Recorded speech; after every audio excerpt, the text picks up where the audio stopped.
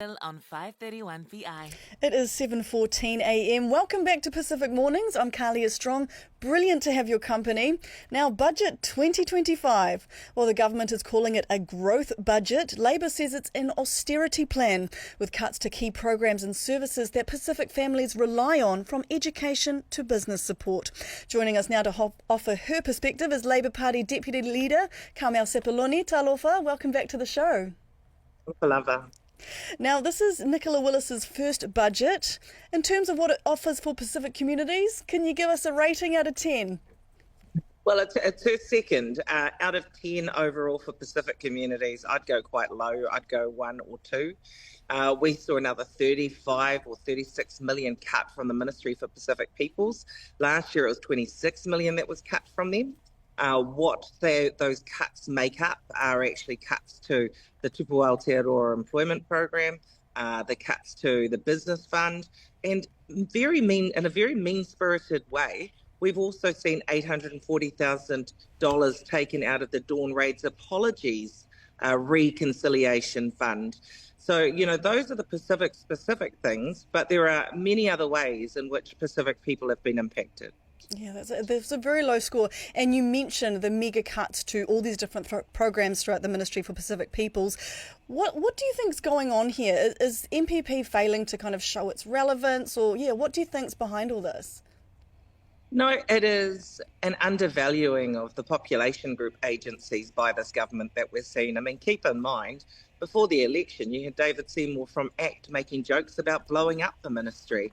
Well, they may not literally be blowing it up, but they're certainly trying to run it into the ground, I think, by defunding it. I have to say, Kalia, that, those are changes and cuts to the Ministry for Pacific Peoples. But what is most concerning to me is the cut to women's pay that we're going to be seeing over the next coming or the coming years as a result of the pay equity legislation changes. We have to keep in mind that Pacific women earn the least in this country. And so that gender pay gap is way more pronounced for Pacific women. So you see the amount of money that's been cut in terms of pay equity, and we need to keep in mind that Pacific women are heavily impacted by that. Do you think Pacific women have become the scapegoat, or something that's we had to take from something to afford everything else, and Pacific women, let's go there? Well, women in general, with no regard for the fact that it is Māori and Pacific women that sit right at the bottom in terms of earnings and have the biggest gender pay gaps in this country, the 51% of this population who are impacted by this are not going to sit by idly and let this pass. This was the first time in my 17 years, better part of 17 years as politician, where the budget day was hijacked. That protest outside yesterday was massive. It's not just 51% of the population that's angry too. It's all of the men that they have associations with, their husbands, their sons, their brothers, their fathers, their nephews. There's a lot of people impacted by that money that's been taken off women, and I don't think the government's heard the end of it. Now, the coalition government would argue that they had to be more careful with their finances because of, quote, reckless spending by Labor. What's your response to that? I think that's absolutely rubbish. And for any government, it's about choices. And so you choose what you're going to invest in and what you're not going to invest in. You choose where you're going to make savings. Now, in their first budget last year, they made choices. They made choices to pay out billions of dollars worth of tax cuts that they were told were unaffordable. They made the choice to give landlords $2.9 billion worth of tax breaks and to give the tobacco industry tax breaks. Now, someone had to pay for that, and it's New Zealand that's paying for it. It's women that are paying for it.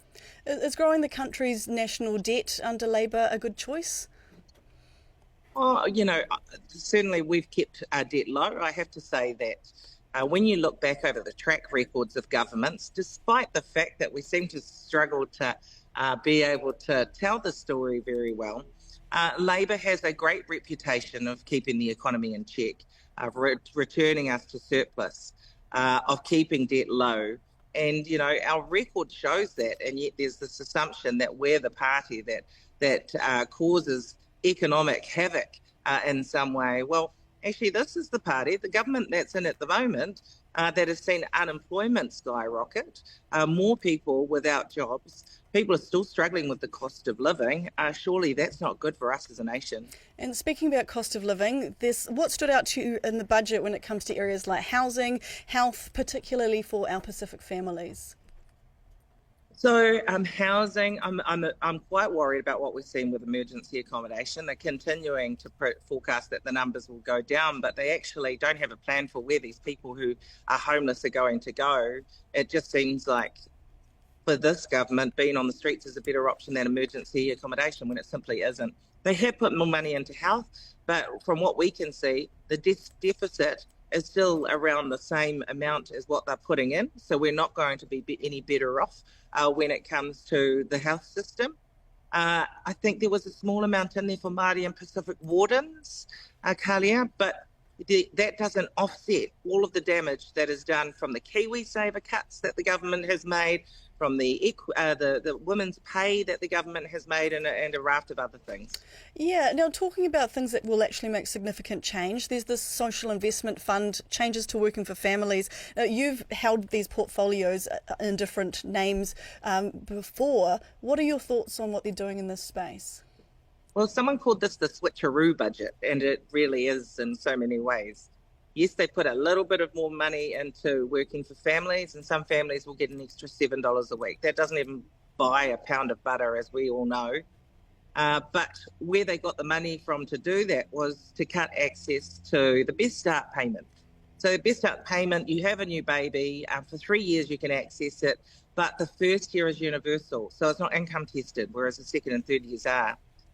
This cut that they have in place means that now 55,000 families will not have access to the Best Start payment. It's a significant amount of money to help during a really difficult time. And actually the cap, so I think you get nothing if your household earns over $97,000 or $98,000 a year. That's not a lot of money, considering how much it costs to raise children. For many of our Pacific people, we live in Auckland. It's a very expensive city. And so that's a lot of money that has been taken out of the pockets of new parents and away from their newborn baby. Yeah, it's hard not to agree with that. Part of the budget was changes to how support is delivered to Pacific businesses. You mentioned the scrapping of the Ta'ola Business Fund. What do you think the potential impact will be from these changes? Look, we always have to remain hopeful. And the thing is, I think, regardless of who's in government, we've got some very resilient business owners out there who will continue to soldier on, our Pacific business owners, and they will get through what is a difficult time. I guess, one of the things that I would say is we cannot underestimate how much of an impact having a population who is struggling with the cost of living has on business. People don't have money in their pockets. People are struggling.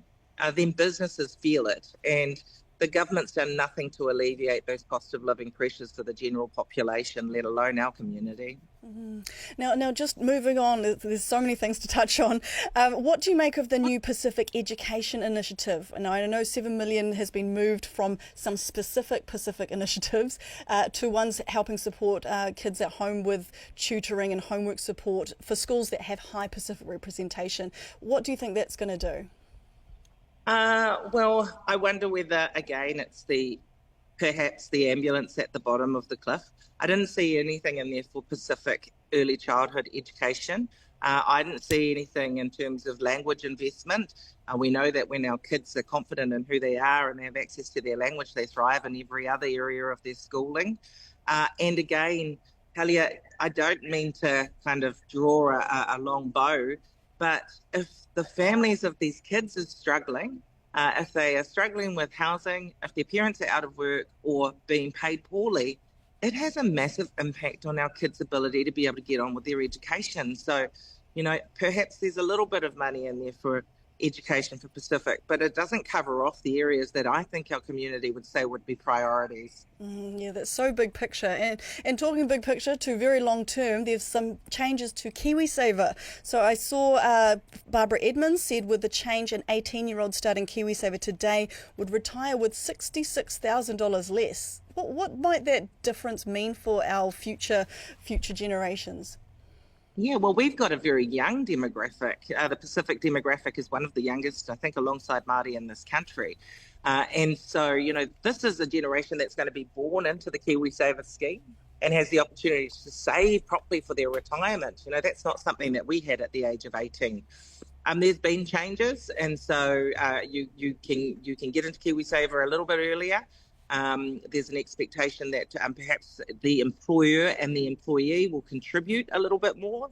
But what is sad is that alongside that, the government have cut their own contribution to KiwiSaver. And so you put a certain amount in, the government makes a contribution every year.